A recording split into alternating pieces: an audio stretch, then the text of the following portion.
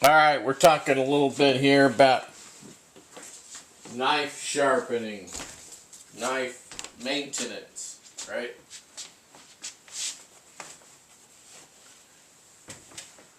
Especially recurve blades, right? Recurve blades like kukris and off shaped blades like the tracker, right? These are the knives that we are dealing with, especially. I've always been a big fan of the tracker knife. I've got 3 of them. I've got a Beck, and I have the T1 by Tops, and I have a T2 by Tops. T2 by Tops was given to me as a gift, and I convex that also. But the thing about that is, this is just, it's a bit small. I mean, it's not a survival knife. It's more bushcraft oriented.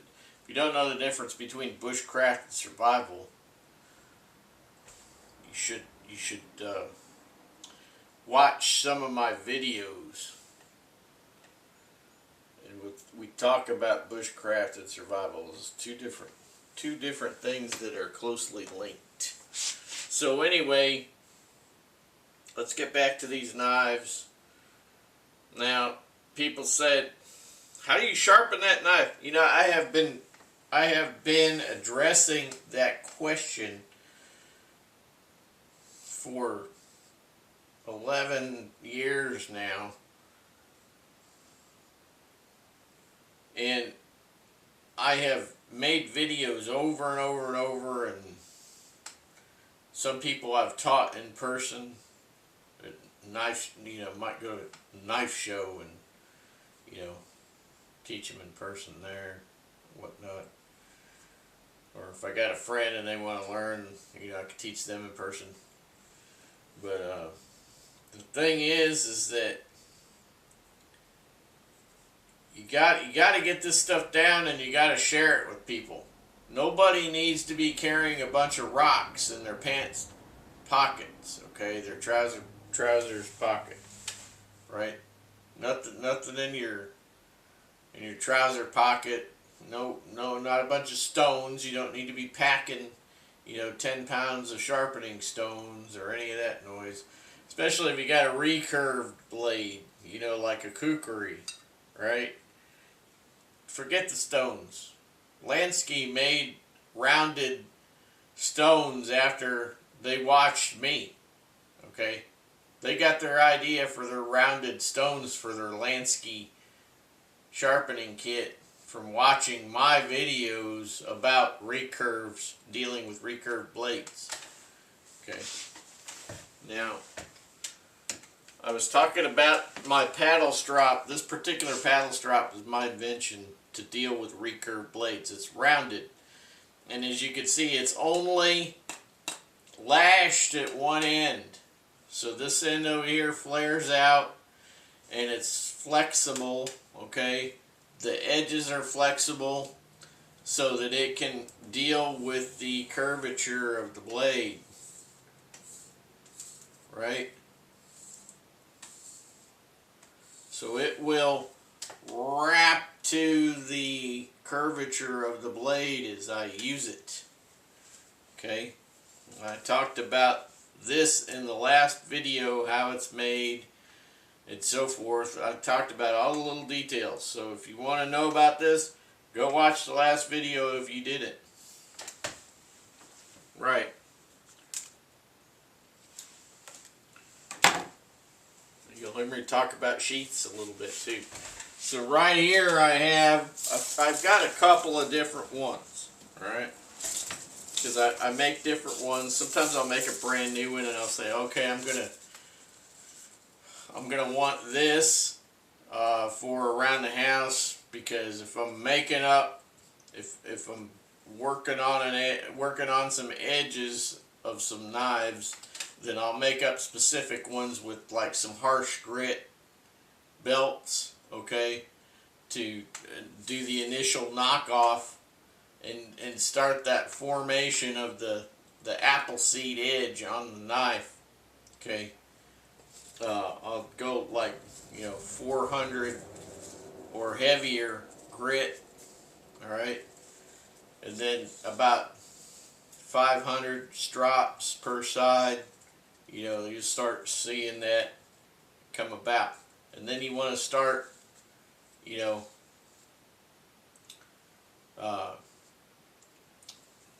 getting going down. You know, you want to start going down, you know, to like, you go from, you know, 400 or heavier grit, you know, then you'll go down to say like 800, okay? You say, wait a minute, that's a bigger number. Well, bigger number means finer grit, okay? So then you go to like, you know, 1,000 or 800, and then after, see, 800 is the magical number. So you want more of those around. I'm just letting you know up front, 800 is the magical number. That's what you want for the field, 800 grit. 800 grit is not too coarse and it's not too fine. And you use 800 grit for your field kit, for your field maintenance of your knife after it has been convexed. After it has been brought to this level, you know, you only need 800 grit for the field, okay? And that's just to maintain the edge. So, and you don't even need that all the time. Most of the time, all you need is your paddle strop, right? All you need is this leather with some Herb's Yellowstone compound, and that should bring it back up to shaving sharp very quickly, okay? If you've been doing some really heavy chopping and so forth with hardwoods, whether it's oak or mesquite or I got eastern red cedar here that's super hard, you know, any kind of really hard chopping, you might have to take it to the 800 grit. You know, give it about 5 licks per side, and then take it to the leather, okay? You don't have to do it a lot, because every time you sharpen your knife with the grit belts, you're removing some steel, okay? So just do whatever you have to do and not anymore. And here's the secret. Here is a secret. A lot of you young guys may not know this, but if you keep the knife at optimum sharpness, then you do not really have to sharpen it. You don't have to remove hardly any steel to keep it sharp. If you dull the crap out of it, then you have to re-sharpen it. But you're not re-sharpening it in the field. You're just maintaining that edge. You want to maintain that edge. You don't need to sharpen it. You just need to keep it sharp. You follow what I'm saying? If you're not sure what I'm saying, send me a message and I'll try to explain it to you a little bit better. But I think it's pretty clear. But a lot of times I can say something that it won't be clear to everybody else, you know. That's just how it is. Anyway, so we want this with us. Then I've got a couple of different ones here. Okay, I just, you know, the paracord length is your option, whatever you think you're going to do, right? So I think that I just had a piece of paracord and threw it on one of these. Now, if I were going to use either one of these for the field, I would use this one. Okay, I would use this one because of the cord length. That allows me to throw the cord around a branch of a tree to use it. Okay, it makes it, I don't have to worry about how big a branch, because I've got plenty of paracord to girth hitch it off on a branch of a tree. You see what I'm saying? So, but this one has a leather, a 1x30. Okay, so these are 1x30 belts. Right? Write that down. 1x30. Now, 1 inch wide is the secret. Alright? That's the secret to dealing with these recurve edges, is 1 inch wide, because it's not too wide. You start getting too wide and then you start, you know, having a hard time dealing with the curvature of the blade. It makes it easier to deal with the recurve in the blade. Alright, only got about 4.5 minutes left. So what I'm going to do, even though I like this one length, I'm going to use this one and just kind of give you an idea of what's going on here. Now this one has a belt on here that's used for straight razors. Okay, so this belt is like 3,000 grit, and this is used for straight razors, right? So generally we'll go, you know, 600, 400, or 400 grit, 600 grit, 800 grit. Write this stuff down. So 400 grit, 600 grit, 800 grit, and then I go to this, which is 2,000 or 3,000 grit, and this is like a ceramic. Okay, on this one. These other belts made in Germany, and this one's like a ceramic thing, and this is for stropping straight razors. Now you notice I got this little piece of dowel here. So this wooden dowel came off of the same dowel that I used to make that strop. Alright? And I drilled a hole in there, 5/16 of an inch, I believe. Okay? Might be 1/4 inch. Don't remember. Anyway, make it big enough to slide your paracord through there. Now what this does is it keeps your belt from pinching.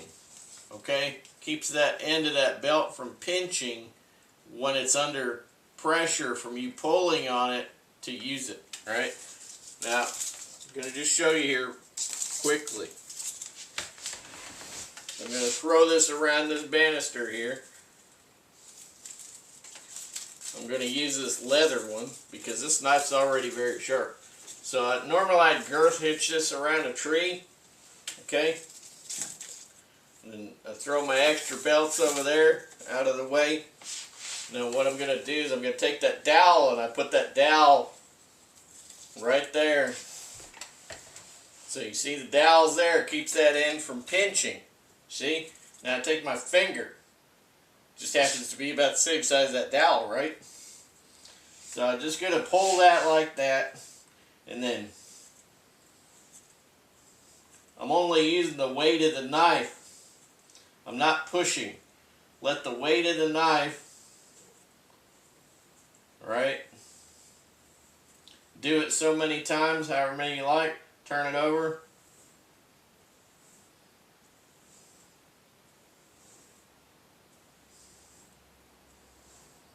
Alright, and this is how this knife becomes convex. Okay, so this is called slack belting. So it allows just a little bit of droop in there. You pull this tight using your finger, and then the weight of the knife is what causes the angle. There is no degree. It's round. It goes round to the edge on both sides. Round to the edge, alright? So it starts up here on the saber grind. It follows the angle of that saber grind, and then it goes round, it rounds it all the way to the edge on both sides, alright? And that's how it works. That's how it works. Now I showed this to Mike at Tops Knives years ago. We were friends. And I showed him this, and he says, that is ingenious. And I said, well, I don't know about ingenious. I said, but it sure as heck works. And I said, I've never seen nobody else do this before. And he says, well, I haven't either. And he wanted to get it on camera, but I had gotten busy and we didn't end up getting it on camera. I mean, he had somebody there for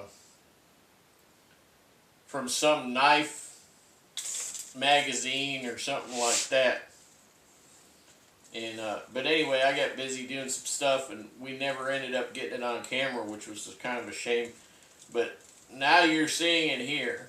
All right, so I've done this like lots of times. Lots of times. So you can do this anywhere in the field. You don't have to carry a bunch of stones. All right. If this was like if I already had this knife sharp, and I went to the field, and I used it a bunch, and it got just just was not quite, you know, razor's edge, not quite hair shaving sharp, I could throw the 800 grit belt, which is that one there, and I just 1, 2, 2, 3, 3, 4, 4, 5, 5. And then that should be ready to go on to the leather from the 800. That's after you've used it a lot in the field. And then you stick it on the leather. You go, you know, just a few times on the leather, right there. And then let it, put that away. And then you feel the edge. If you feel you want it a little bit better, you take it to this paddle strop, and you do it about 30 times each way. And it is going to be scary sharp. Alright? Hope that helped, guys. Questions or comments, you know what to do. See you later.